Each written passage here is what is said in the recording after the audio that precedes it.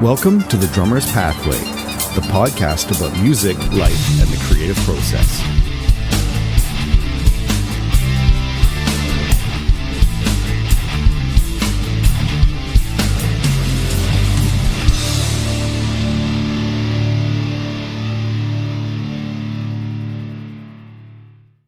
Hello, I'm Michael Scott, and welcome to the Drummer's Pathway podcast, where we explore the personal and professional journeys of drummers, educators, and artists who've committed their lives to creativity and the arts.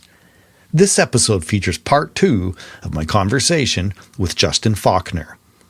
Best known as the drummer for the Branford Marsalis Quartet, a seat he has held since the age of 18, Justin has built a remarkable career as a musician, educator, and philanthropist devoted to honoring the lessons of those who came before him while mentoring the next generation by giving back to his community. In part 2 of our conversation, we talk about Justin's experiences growing up in a community of support, the importance of remaining humble, and why it's imperative to seek out mentors who can guide you along your path by sharing their own wisdom and experiences. Be sure to go back and check out episode 94, which features part 1 of our conversation. And now, let's get started with part 2 of my conversation with Justin Faulkner. Another thing that I greatly admire and respect about what you have accomplished is that you were very blessed at a young age to have some amazing opportunities and some amazing mentors in your life.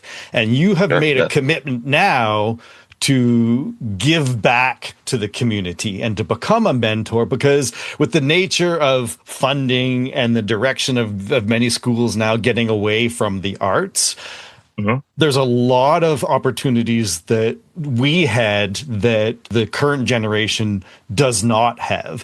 And I think that the arts community essentially creates this culture of connection that sometimes other communities don't necessarily do. So can you talk a little bit about some of the things that you've done to give back to the community? I know that you developed an organization with your family early on to help provide mentorship to students to give them opportunities to pursue music. So I believe it was the Community Unity Music Festival program.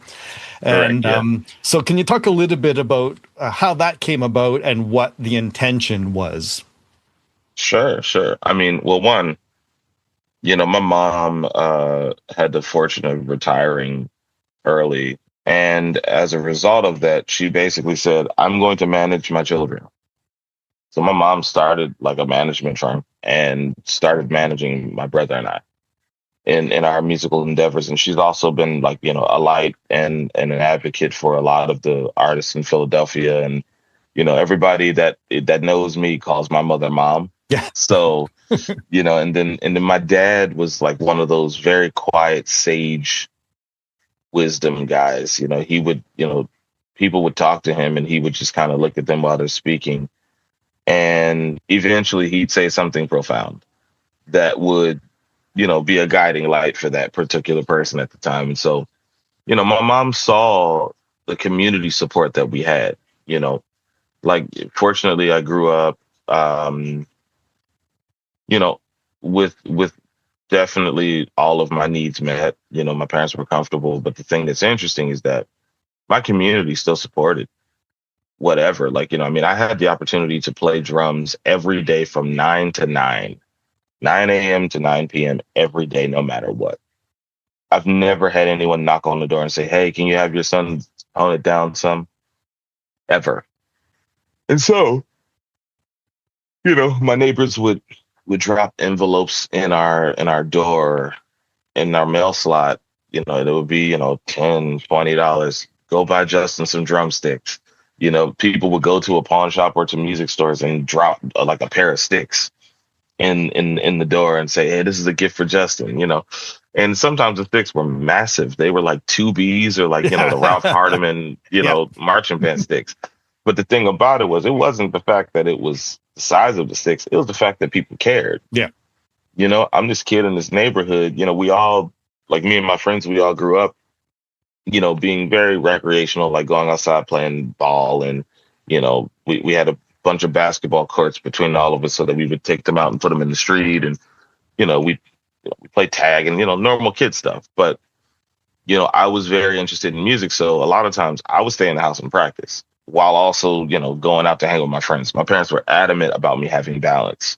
And so there was that part. Then, it was just a lot of great community support in me just having the freedom to explore my instrument at home. Part two, there's a John Coltrane piece called Cousin Mary. And I was very, very fortunate enough to know Cousin Mary in my life. And she actually bought me one of the professional drum sets that I still own today. It was a Tama Star Classic. And then the drummer Bernard Purdy added a set of Sabian cymbals to that kit as well.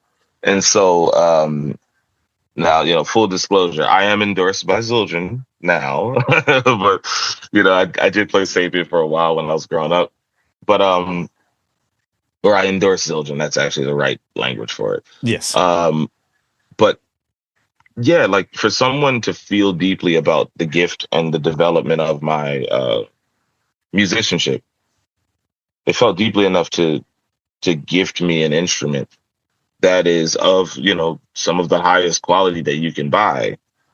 It meant a lot to me. So, and that has happened across the board. Like, I've had, when I first joined Branford's band, the drummer Byron Landum, who's like, one of our legendary drummers in Philly, but also, known globally, played with Joey DeFrancesco for many years, played with Betty Carter, and, he was the drummer in the Ortlieb's house band after Mickey Roker. And actually, they essentially handed the chair down to me and some of my other colleagues and friends. When Byron knew that I was going on the road, and he saw some of the cymbals that I was playing on, he was like, yeah, man, come by the house.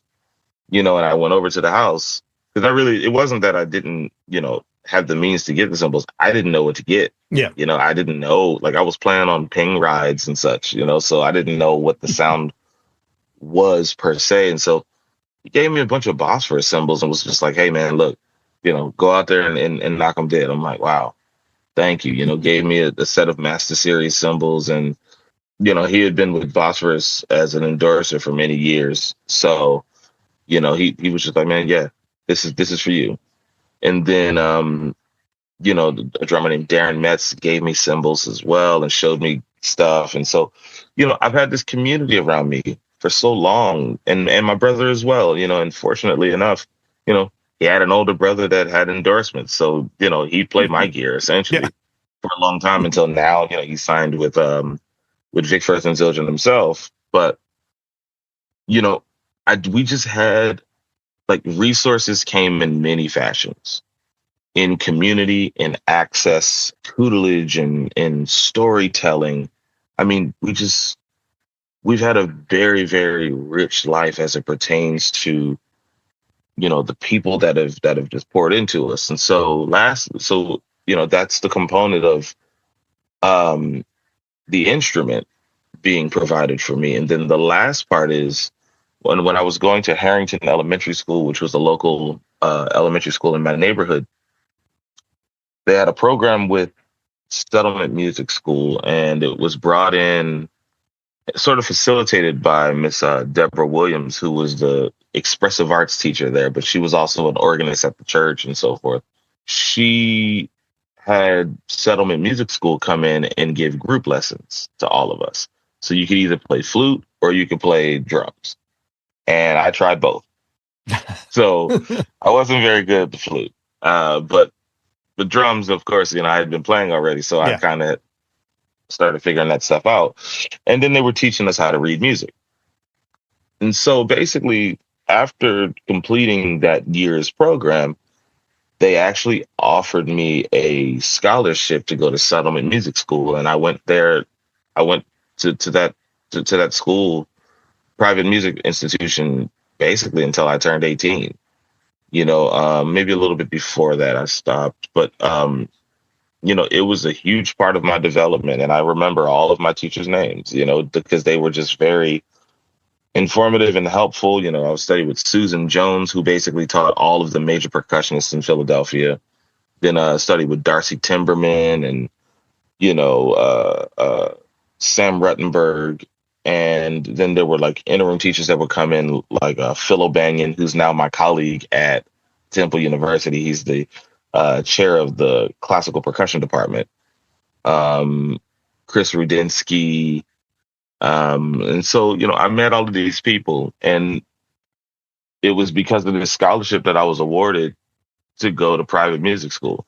While my parents would have definitely invested in me because they've done that my entire life, you know, there was another group of people that saw uh, promise in me and wanted to invest. And so my mother one summer, as a result of all of this, one summer was just thinking about all of the violence that had been happening in Philadelphia, all of the gun violence that was happening in the youth specifically. We had two tragedies in our family, and both were related to gun violence.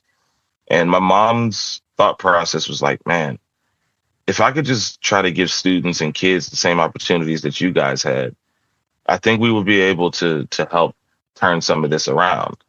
And so she came up with the mantra of put down the guns and pick up an instrument. And that is the mantra of our festival. And the other part is because my mother is a visionary in every way, shape, or form.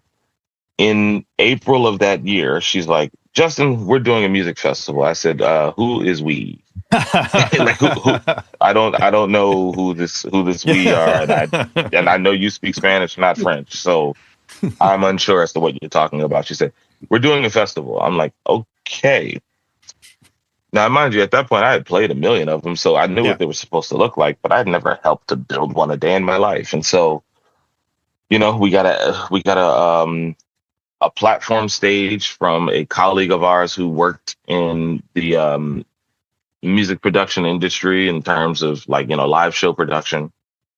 And, we invited our church choir and some local artists from the scene. I played with the band that I had been a part of called Ernest Stewart and PHL.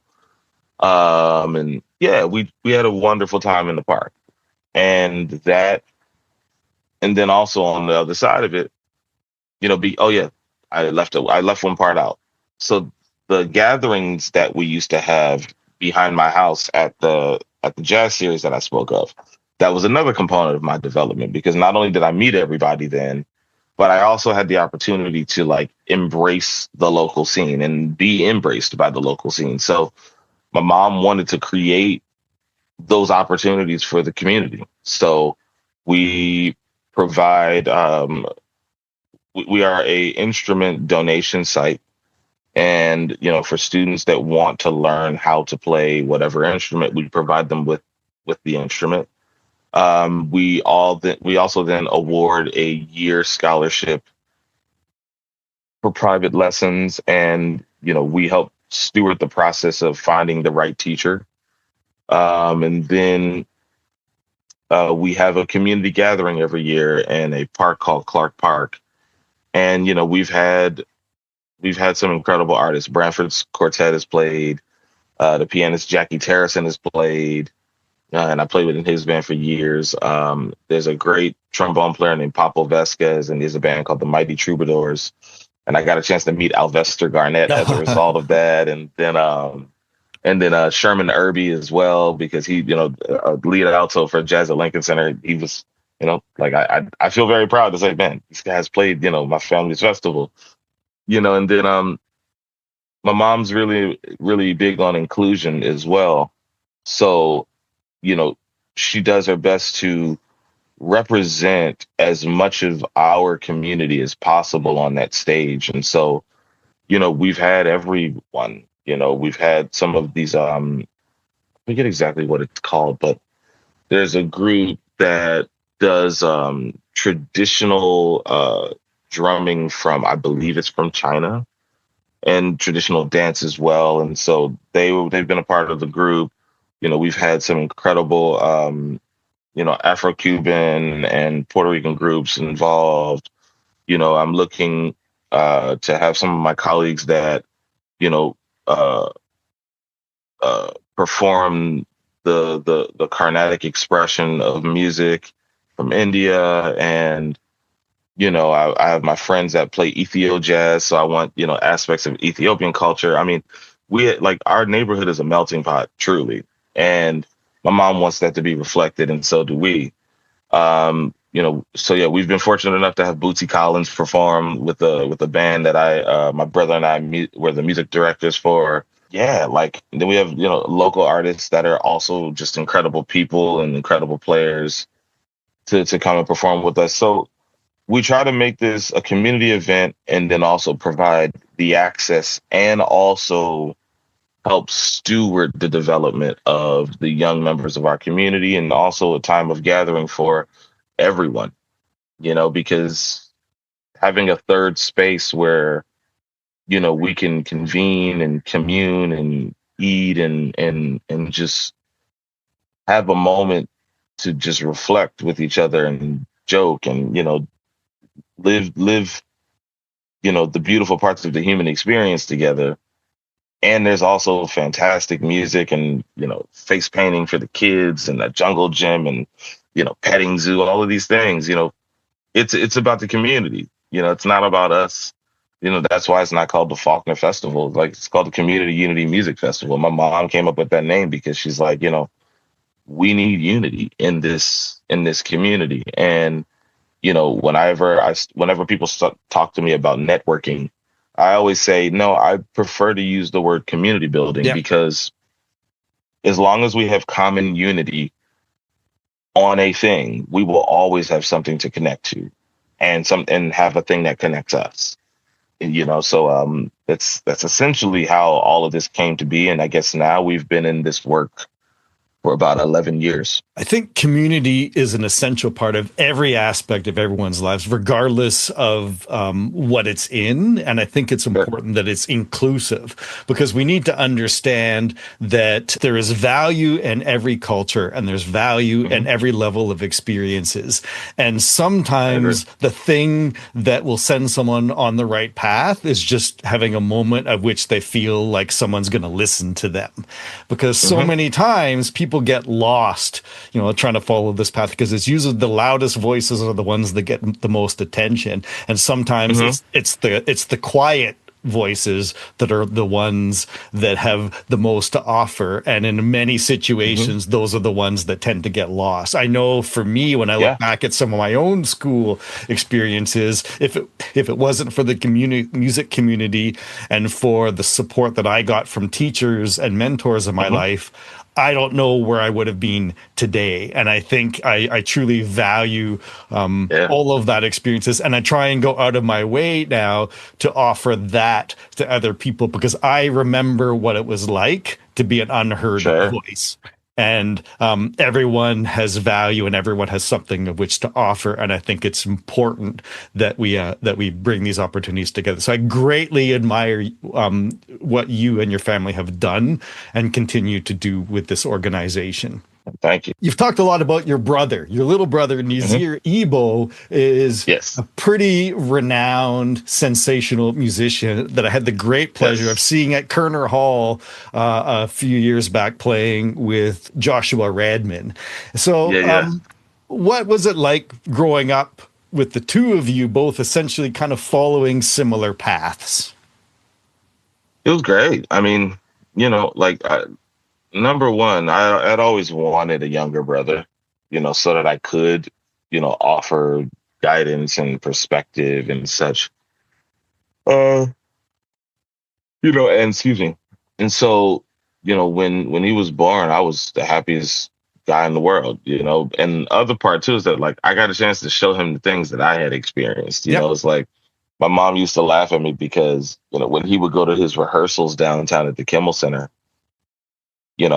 I'd say, all right, Mom, we're not coming home for dinner. And she's like, well, where are you guys at now? Because I'd just take him to all of my favorite restaurants. And so I remember I took him to Ruth Chris Steakhouse, and, the ribeye comes over to us sizzling. He's looking at me and I'm looking at him. I said, we're about to have a good time, man. So yeah, it was awesome.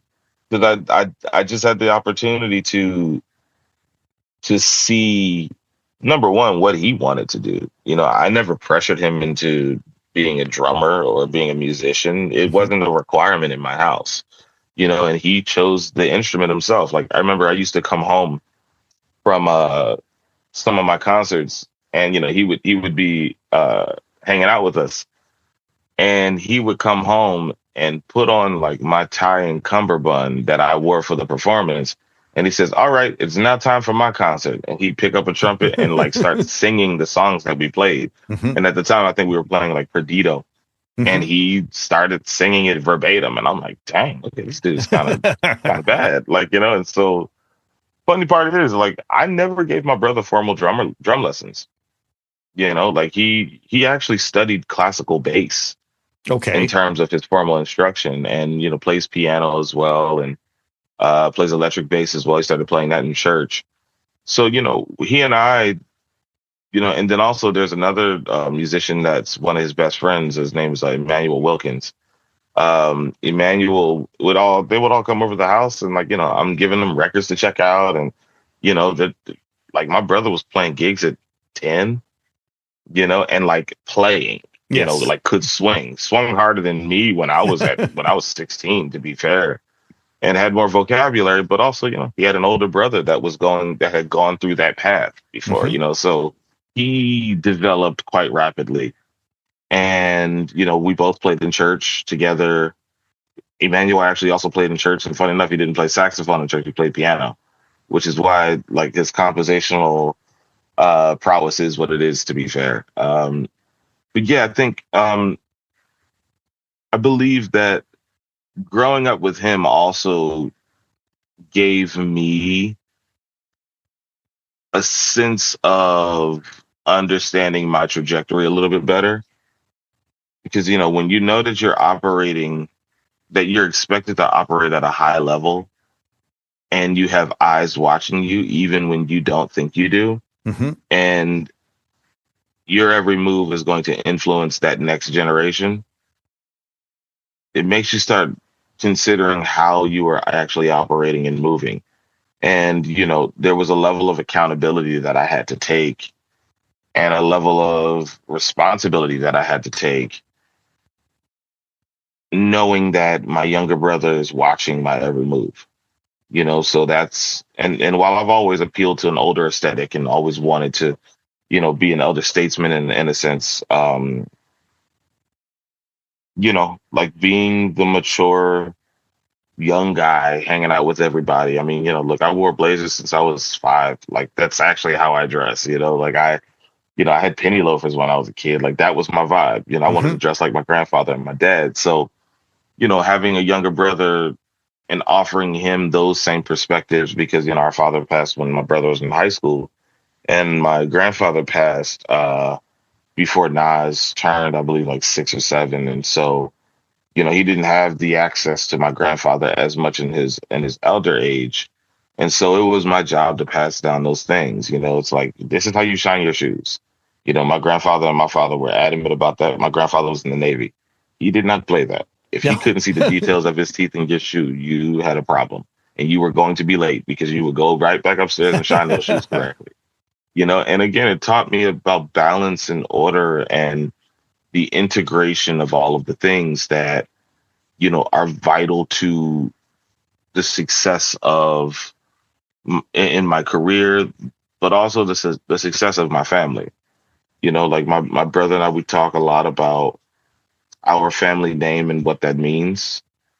And, it's imperative that we operate in a way that our parents, grandparents, and so forth would be proud of, while also forging our own path and doing what we think is best.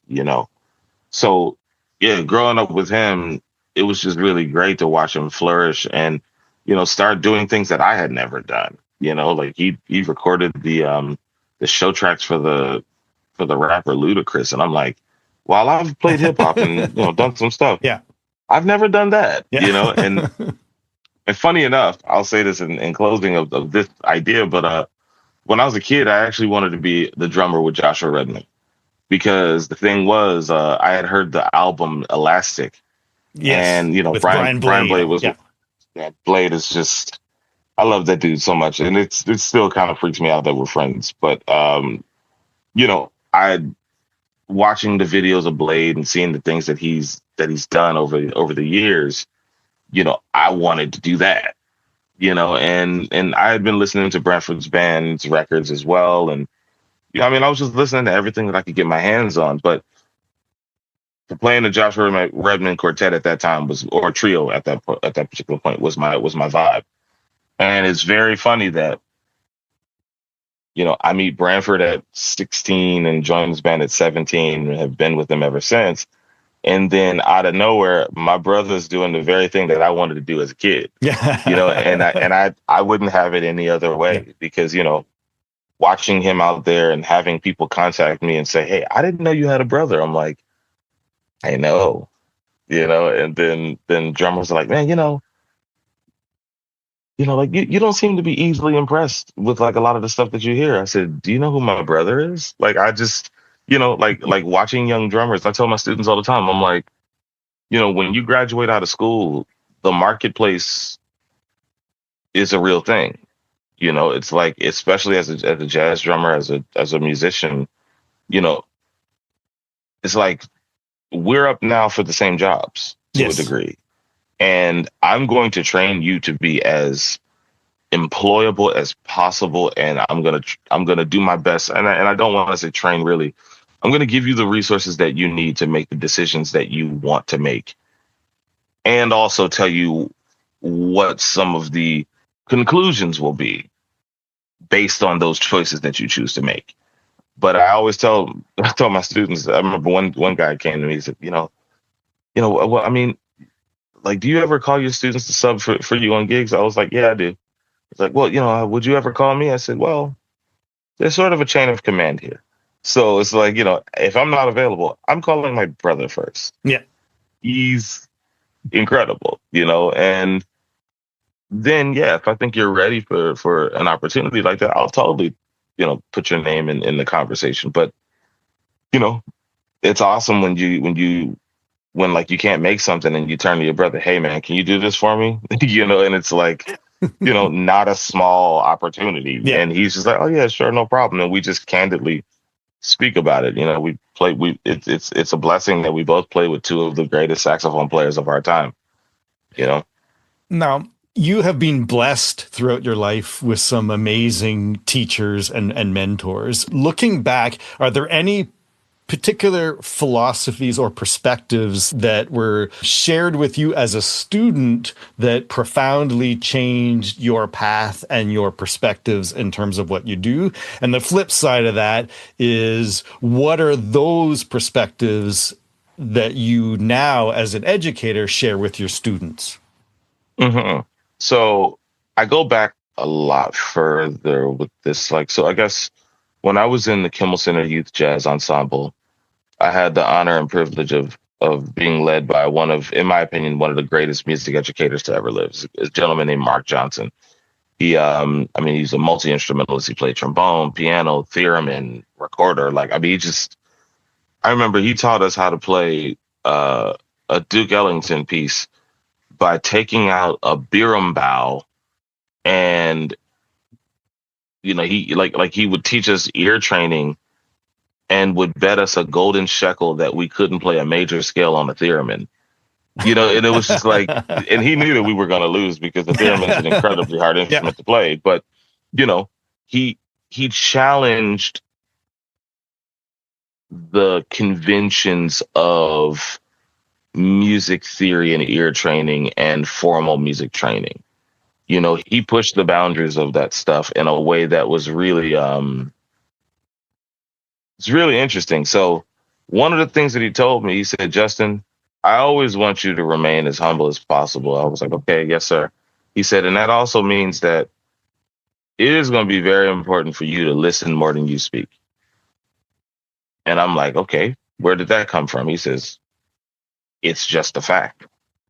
He said, "Man, you're a very inquisitive young man. And in order to receive and internalize this information, you kind of have to be quiet in order to learn. And that's something that a lot of my students, they come in very opinionated, and I think that they should be, to be fair. But when they're opinionated about things that they haven't experienced or heard, I often remind them, I said, in order to gain knowledge in this topic, you have to listen more than you speak.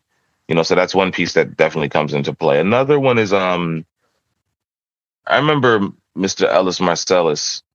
I was talking to him about, some of the musicians in my generation and sort of like their desire to play play sub genres essentially of jazz that aren't necessarily swing based, Mm-hmm. and how they kind of were raging against the idea of playing swing based music. And I'm like, also, and when I hear some people play this, I was just suggesting to him all of these things. He says, well, son, and he took a deep pause and he said, the greatest form of constructive criticism is demonstration. I'm like, oh,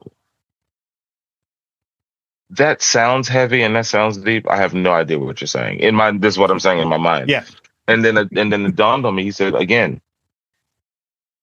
stop talking and execute, do the thing. The very thing that you want to see exist, it is your job to do it. And so, he definitely charged me with the task of taking action very early. And actually not that early. Like, I guess we had this conversation in 2019. But he would always have these one-liners that were super super informative. Um, I mean, there's so many. My mother and father, every day that I would get out of the car going to school, they would tell us, be the best you do the best you can do and be the best that you can be. We love you and Jesus loves you. Have a great day. And the thing that was interesting to me for that is that, it's pretty remarkable for your family and your parents to have that level of confidence in you. I didn't grow up as a very insecure kid by any means. Mm-hmm. I believed in myself. Sometimes my friends were like, Justin, you're cocky. I'm like, I'm so sorry that, like, I'm unwilling to be self-deprecating. It's not really my thing. Like, number one, I'm not gonna denounce the blessings that I've been given. Like, I shouldn't feel bad about those things. What I should do is understand that I am not the source of this, Mm-hmm. and that has always helped me kind of know my positioning in this equation of, you know, having the relationship with God that I have, So, but my parents were like, I mean, my dad was my biggest fan. My dad used to tell me all the time, he's just like, you are the greatest drummer in the world. I'm like, Dad, I'm 10. And he's like, too bad. Too bad. You're the greatest drummer in the world. I mean, that man, and I'm so grateful that he got a chance to see, the fruits of the things that Yeah. he planted. But I mean, my mom would always tell me, yeah, be the best that you can be. Be the best you. Like, no one else can do that. And my father always used to tell me, he said, Justin, always remember, you are a Faulkner. We walk with our heads held high. We dress well. But most importantly, we love people. And I'm like, man, okay. And so this was my upbringing. And I've had mentors in all aspects of my life that, you know, they would offer guidance in the moments that they saw that I needed it. And, what I try to do with my students now is, provide support.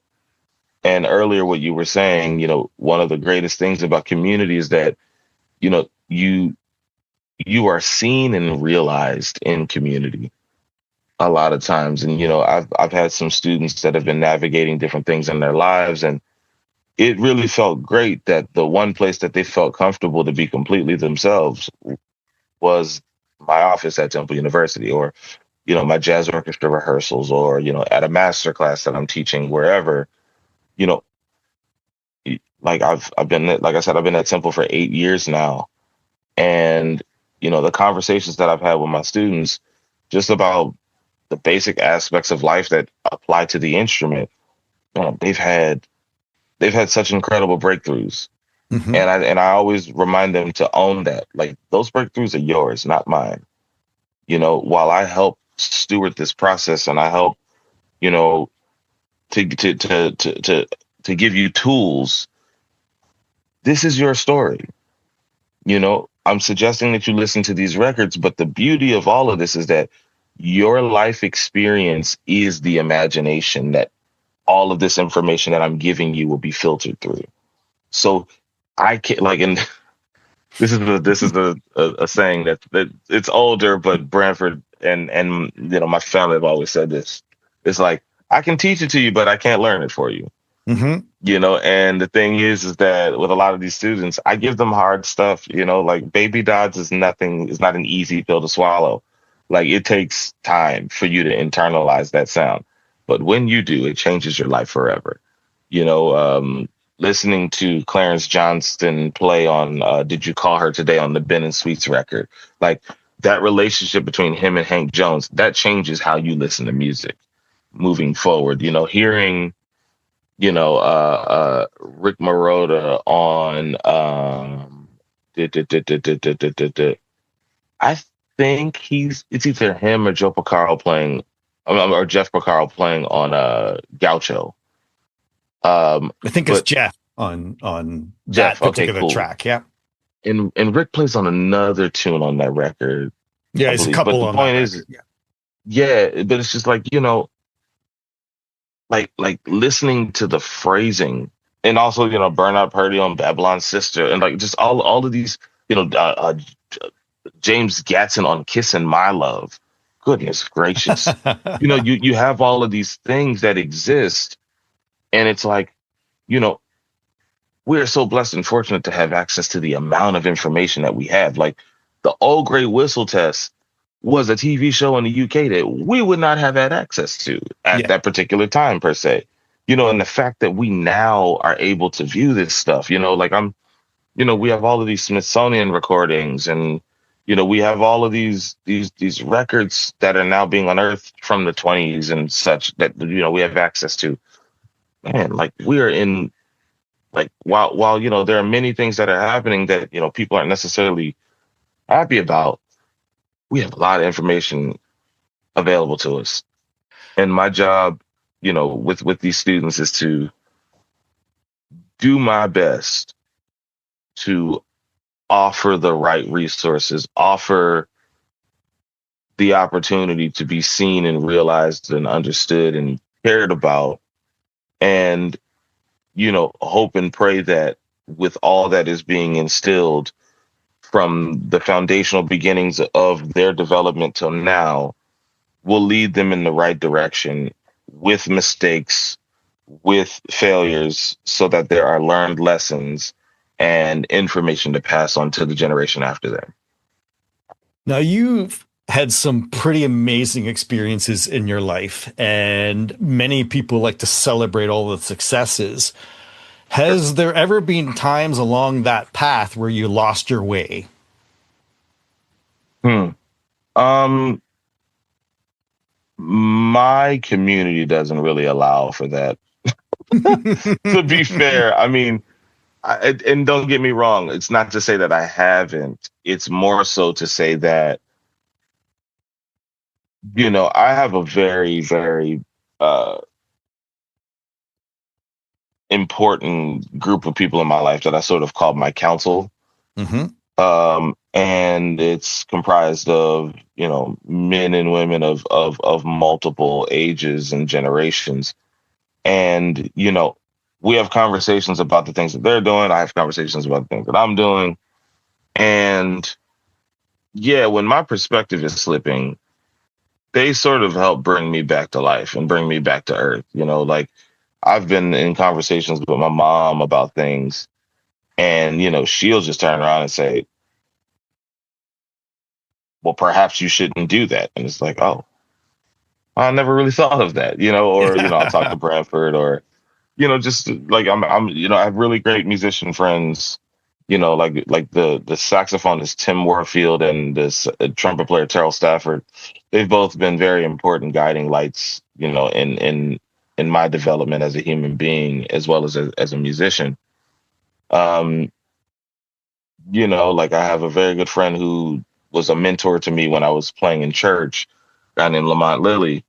Lamont and I will just kind of get on the phone and talk about life things. And, sometimes it takes those lifelines. Like there's a minister that said something interesting. He says, the holder of the gift never truly knows their impact. And I love that. so you have to have mirrors around you that reflect what it is that you are hoping and choosing to be.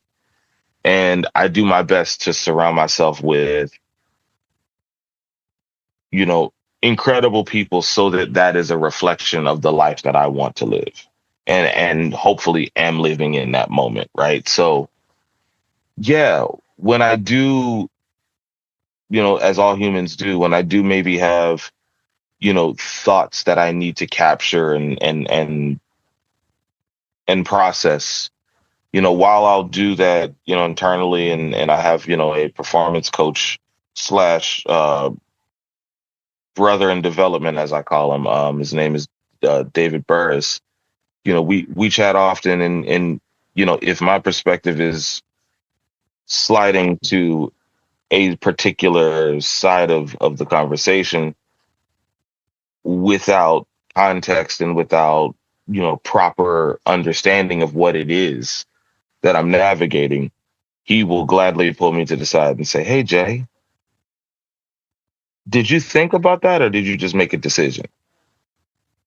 And these are questions that I ask myself often. And so I have a great circle of accountability around me that, while amazing things are happening, I mean, our band just was nominated for a Grammy again, which is a blessing. And, our record did really well this year.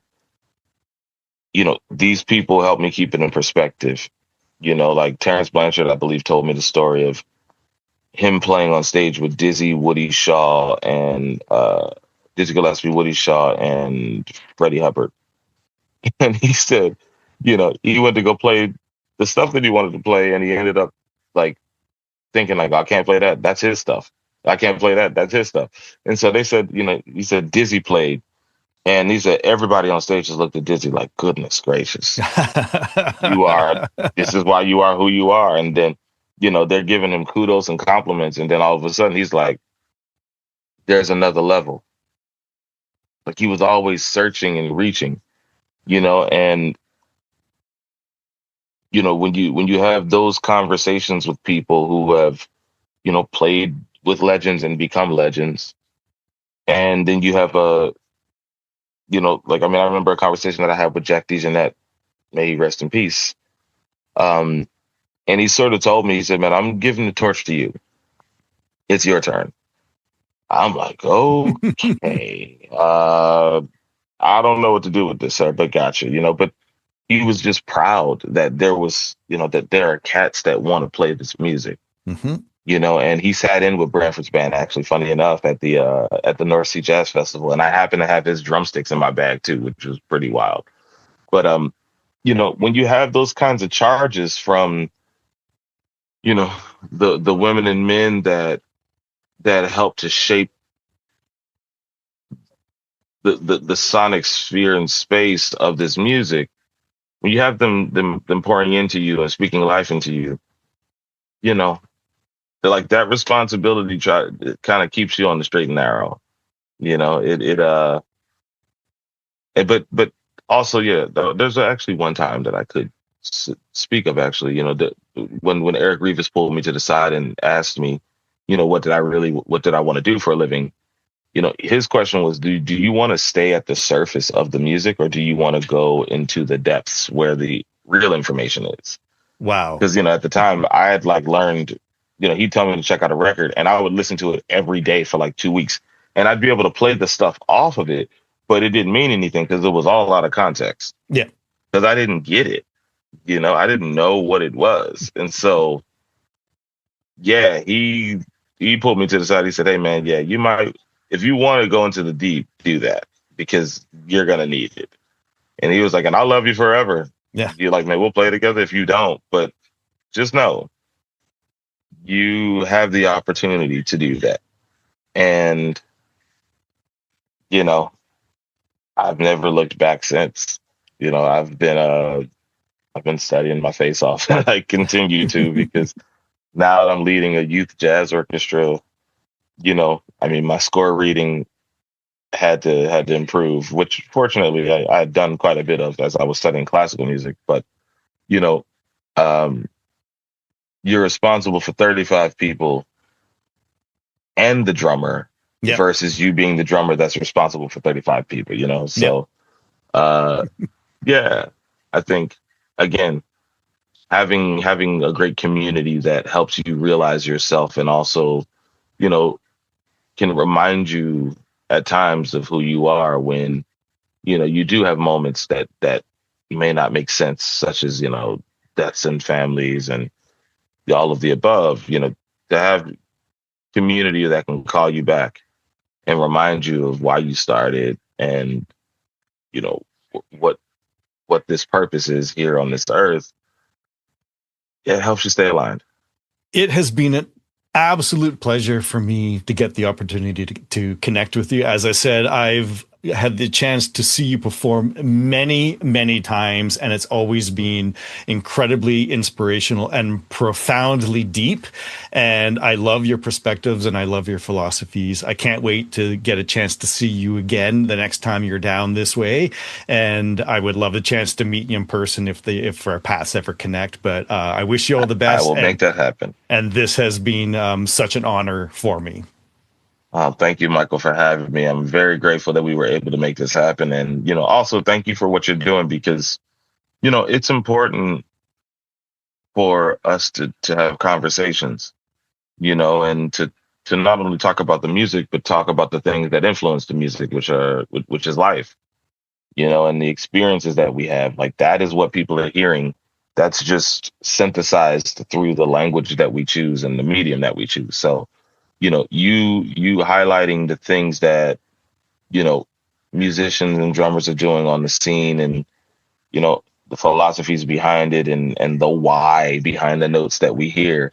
It's incredibly insightful. So I'm grateful to have met you in this context. And yeah, when I come back to Toronto, because I believe we're playing Carner Hall next year with Branford's band. So I look forward to meeting you. Absolutely. I wish you all the best, and I can't wait for our paths to cross again. Indeed. Indeed. Same to you, Michael. You've been listening to the Drummer's Pathway podcast. Please share and subscribe, get the word out, and let's keep the discussion going. Thanks for listening, and I'll see you next time.